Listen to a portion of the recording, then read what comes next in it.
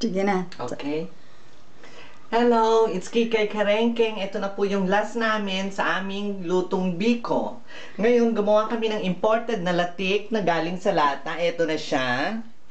Oh, ayan ang itsura ng... Ay, parang latik, mother. Latik pero mapino. Oo, latik na siya pero para siyang pinino. Pero okay, nag-itsura siyang latik. Ayan siya. Ngayon, ang gagawin dyan ay sasalain namin yung latik para lumabas yung latik at ang Mainit. hiwalay ang mantika. Ayan, ganyan. Oh. Oh! Ay, Mm. Oh. ayun, nasala na. Oo, ayan ang latik. Oh, ayan ang latik namin ni Manang. Oh. Kita nyo? Latik talaga. Successful ang latik namin sa kakanggata. Okay? Oh. Ngayon, eto naman ang oil. Ayan.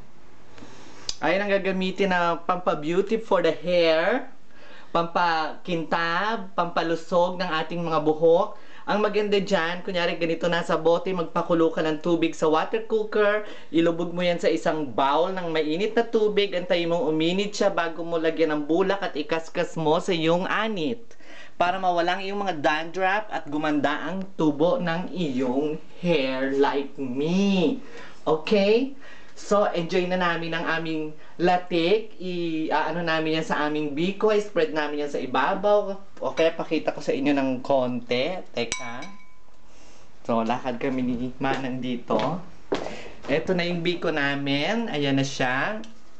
At diyan namin ilalagay yung aming latik. Ganyan. Hindi, dati sa Pilipinas nilalagay yan nila bawat isang hiwa, isang tumpok na ganon. Pero ako ikakalat ko na lang siya sa buong biko. Ayan, ganyan lang. So, oo.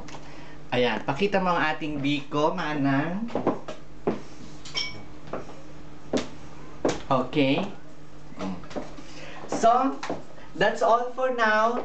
That is Kikay Karengkeng, ang alembong na kusinera, white biko. Oh, pakita mo ang beauty ko. Okay. I hope you enjoy it. Sana natuto kayo magluto ng ibang style ng pagluluto ng biko. Bye-bye!